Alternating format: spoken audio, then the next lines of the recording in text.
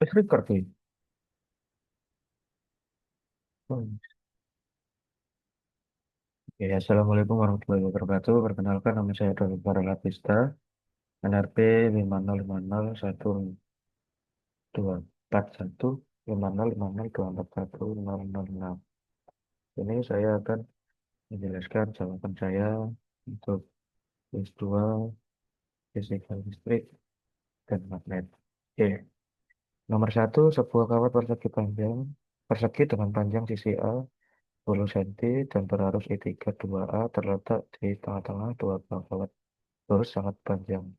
Masing-masing berarus I1 10A dan I2 4A. Dan terpisah sejauh D 28 cm seperti pada gambar di samping ini ya. Oke, lalu langsung saja diketahui panjang sisi kawat persegi tadi 10 cm atau 0,1 meter. Jarak antara kawat berarus I1 dan I2 tuh D sama dengan 28 cm atau 0,28 meter. Lalu diketahui arus pada kawat panjang I1 10 ampere dan I2 4 ampere. Arus pada kawat persegi yaitu I3 sama dengan 2 ampere. Kawat persegi panjang berada di tengah-tengah antara I1 dan I2. Oke. Lalu ditanya gambar arah gaya Lorentz pada setiap sisi kawat persegi akibat medan magnet oleh kawat berarus I1 dan I2. Untuk yang A, gambarnya seperti ini. Ini untuk yang arah gaya Lorentz akibat kawat berarus I1, gitu. Arahnya keluar dari medan magnet semua, keluar dari bidang semua.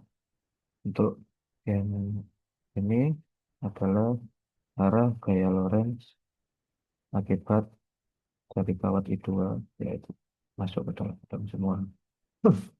Oke, kita lanjut yang B, gaya Lorentz pada sisi RS. Di sini gaya Lorentz pada sisi RS. B, FRS itu sama dengan FRS1 min FRS2. B sama dengan mu 0 dikali I1 kali I3 dikali RRS per 2 PA RS dikurangi mu 0 dikali I2 dikali I3 dikali LES per 2 P kali ARS. Oke, kita masukkan di sini mu 0-nya 4P dikali 10 pangkat min 7, I1-nya 10A, I3-nya 2A. Untuk LRS-nya tadi itu sama dengan 0,1. Ini ya. Oke, terus per 2Pi dikali ARS min mu 0 kita masukkan juga 4Pi dikali 10 pangkat min 7, I2-nya 4 ampere dan I3-nya 2 ampere. LR-nya sama 0,1 per 2Pi dikali 9 dikali 10 pangkat min 2. Oke, lalu kita hitung, lanjut hitung sampai didapatkan hasilnya tadi 0, hasilnya sama dengan 2,66 dikali 10 pangkat min 6 Newton. Lanjut kita ke yang C. C yaitu ditanyakan gaya Lorentz pada sisi PS. Nah, di sisi PS sendiri kita tetap pakai cara yang sama tadi, mu 0 dikali I per 2pi A. Untuk B1-nya di sini 4pi dikali 10 pangkat min 7 dikali 10 per 2pi dikali 0,1 itu sama dengan 2 kali 10 pangkat min 5 Tesla. Lalu yang kedua 4pi dikali 10 pangkat min 7 ini minus ya. Dikali 4 per 2pi dikali 0,18 sama dengan hasilnya 8,89 dikali 10 pangkat min 6 Tesla. Nah, untuk menghitung medan magnetnya, B total sama dengan B2 dikurangi B1. B2-nya kita masukkan 8,89 kali 10 pangkat 6 dikurangi B1-nya kita masukkan 2 dikali 10 pangkat 5. Nanti kita dapatkan minus 1,11 dikali 10 pangkat 5 Tesla. Untuk gaya Lorentz-nya kita pakai I dikali L dikali T. I-nya 2 ampere, L-nya 0,1 meter, dan B-nya kita pakai B total 1,11 dikali 10 pangkat 5 itu didapatkan 2,22 dikali 10 pangkat 6 Newton. Oke, kita lanjut ke nomor 2. Terdapat dua kawat lurus berarus kawat 1 dan kawat 2. Panjang kedua kawat sama yaitu R meter. Pada kawat 1 mengalir arus sebesar 1,2 ampere dan kawat 2 mengalir arus sebesar 1,5 ampere dengan arah arus seperti ditunjukkan pada gambar berikut ini. Jadi kawat 1 mengandung arus sebesar 1,2 ampere, arahnya ke samping kiri, dan kawat 2 ini mengandung arus sebesar 1,5 ampere dengan arah ke bawah. Oke, lalu langsung saja diketahui tadi I1-nya 1,2 ampere, I2-nya 1,5 ampere. Lalu untuk panjang kawatnya tadi dua-duanya L meter, dan sedangkan jarak P titik P ini ke kawat 2 itu yaitu L per 2. Ditanya A vektor medan magnet di titik P akibat kawat 1. Oke, kita gambar dulu seperti ini. Tadi panjang kawatnya L, ya. Di sini titik P-nya, lalu jarak antara titik P ke kawat 2 L per 2. Nah, sini kita tarik juga garis ke titik P diagonal ini. Lalu didapatkan ada data 1, data 2, data 3, dan data 4. Lanjut kita hitung untuk vektor medan magnet titik P akibat kawat 1. Lihat yang kawat 1 yang atas ini ya. Oke, langsung saja P sama dengan mu 0 dikali I1 per 2 VA dikali cos theta 1 ditambah cos theta 2 ini. Oke, langsung kita masukkan mu 0-nya 4Pi dikali 10 pangkat 7 dikali I1-nya 1,2 ampere per 2Pi dikali L. Panjangnya ini tadi L meter. Seperti ini kita masukkan L. Lalu dikali dengan cos theta satunya L per 2 per akar L kuadrat dan tambah L per 2 kuadrat. Lalu ditambah juga dengan cos theta 2-nya sama, yaitu L per 2 per akar L kuadrat plus L per 2 kuadrat. Oke, lalu kita lanjutkan perhitungannya. Kita dapatkan 4,8 dikali 10 pangkat min 7 per L dikali akar 5 Tesla untuk vektor medan magnet di titik P akibat kawat 1. Kita lanjut yang ke B. Vektor medan magnet di titik P akibat kawat 2. B2 itu sama dengan mu 0 dikali I-nya I2 karena kan akibat kawat 2 ya. Kawat 2-nya arusnya ini tadi. Oke. Tetap sama per 2 PA dikali cos theta 3 dan theta 4. Oke, lalu kita masukkan minimalnya 4 pi dikali 10 pangkat min 7 dikali I2-nya tadi 1,5 ampere per 2 pi, ini jarak antara titik P ke kawat 2 yaitu L per 2. Masukkan L per 2 dikali cos theta 3 yaitu L per akar L kuadrat plus L per 2 dipangkatkan 2 ditambah cos theta 4-nya 0. Terus sama dengan untuk didapatkan hasilnya 12 dikali 10 pangkat min 7 per L akar 5 Tesla. Lanjut kita yang kecil. Resultan vektor medan magnet pada titik P karena pengaruh kawat satu dan kawat dua. Jadi tinggal ditambahkan saja pengaruh kawat satunya tadi B1 sama dengan ini 4,8 kali 10 pangkat dengan 7 per L dikali akar 5 ditambahkan B2-nya ini tadi 12 dikali 10 pangkat dengan 7 per L kali akar 5 sama dengan 16,8 dikali 10 pangkat dengan 7 per L dikali akar 5 Tesla. Oke, kita lanjut ke nomor 3. Nomor 3, sebuah kawat lurus sangat panjang dengan arus I berada di atas kawat persegi panjang dengan panjang L dan lebar W. Jika L sama dengan 200 cm, W sama dengan 10 cm, dan H sama dengan 1 cm, lalu hitung flux magnet menembus kawat persegi akibat kawat berarus I. B, jika arus berubah terhadap waktu menurut I sama dengan A ditambah BT, di mana A dan B adalah konstanta, tentukan nilai GGL induksi pada kawat persegi panjang. Jika B sama dengan 10 ampere per S. Dan yang C, tentukan arah arus induksi pada kawat persegi panjang. Oke, langsung saja. Nomor 3 diketahui R-nya tadi sama dengan 200 cm atau 2 meter. Ya. Lebarnya W sama dengan 10 cm atau 0,1 meter. Lebarnya W ini. Dan jarak kawat lurus ke kawat persegi panjangnya H sama dengan 1 cm sama dengan 0,0 meter.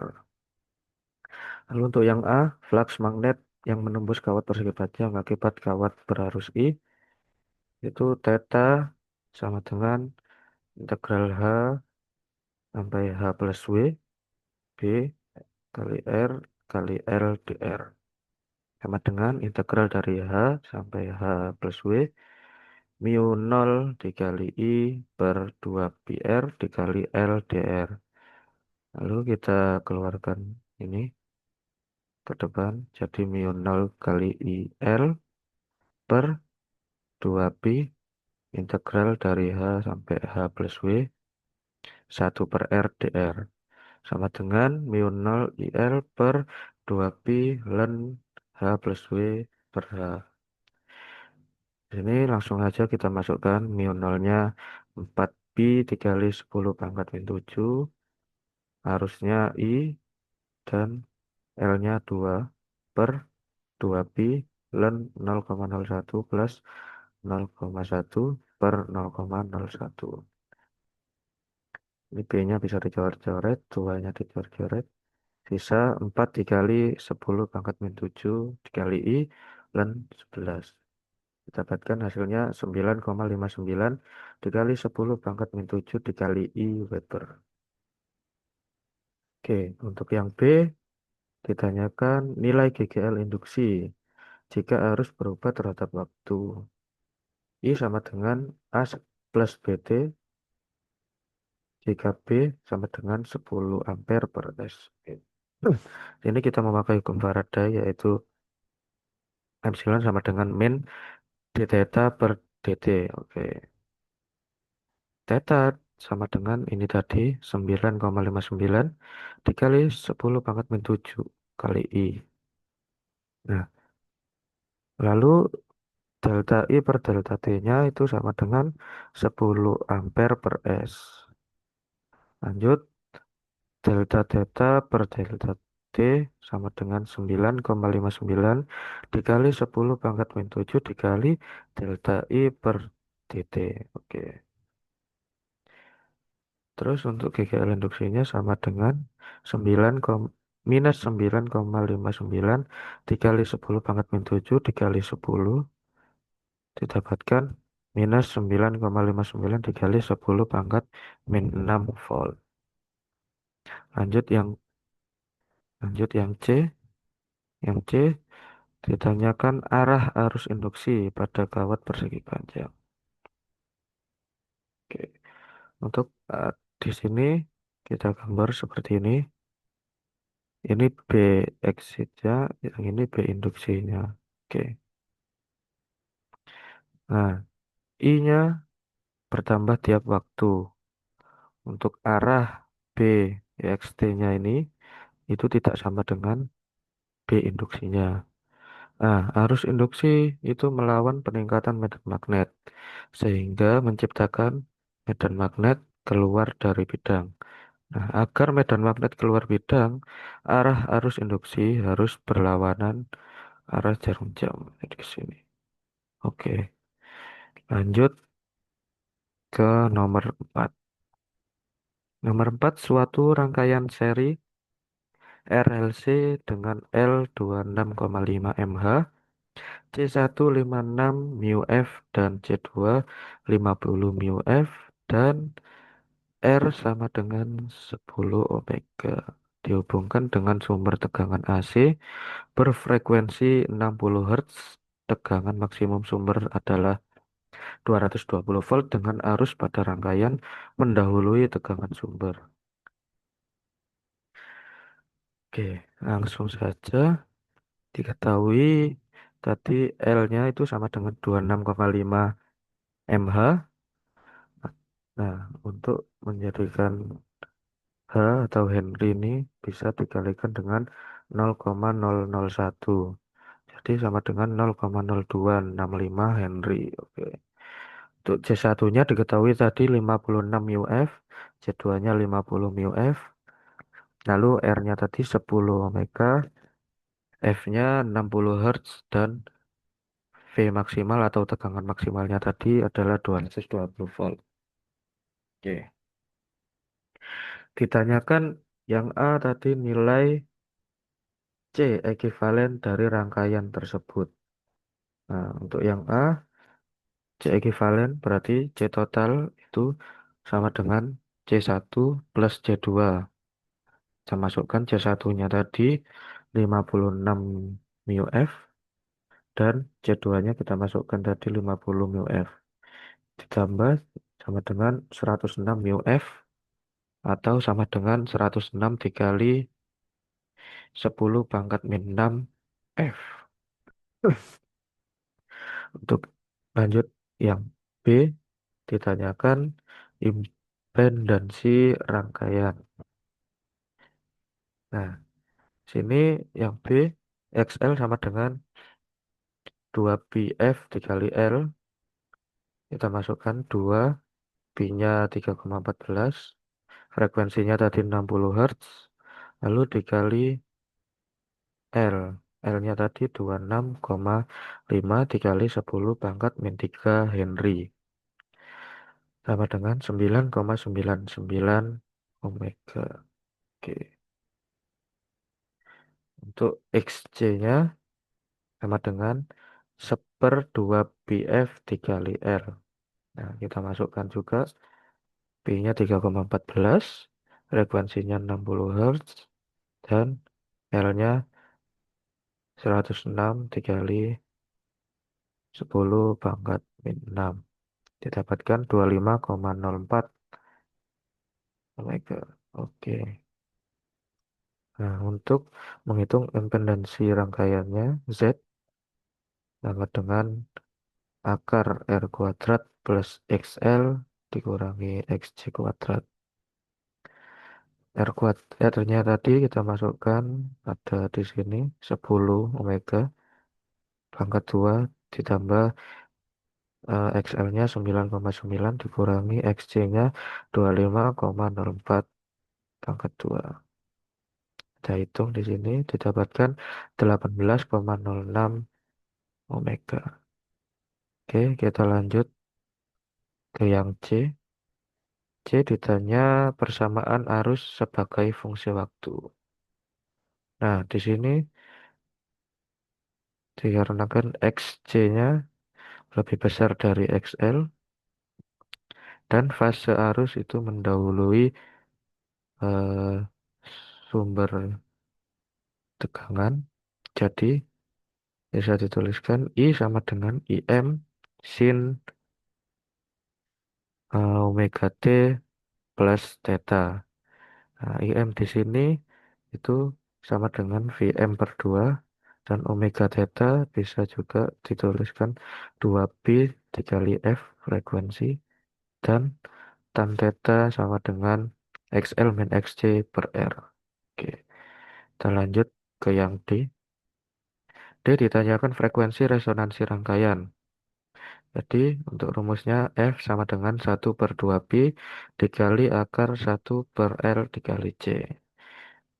Lanjut, sama dengan 1/2 pi akar 1 kita masukkan L-nya tadi 0,0265 atau 26,5 dikali 10 pangkat min 3 dikali C-nya 106 kali 10 pangkat min 6 yang ini ya. Oke, terus kita hitung mendapatkan 94,97 Hz untuk frekuensi resonansinya. Oke, sekian pemaparan penjelasan dari jawaban saya. Kurang lebihnya mohon maaf. Saya akhiri. Terima kasih. Wassalamualaikum warahmatullahi wabarakatuh.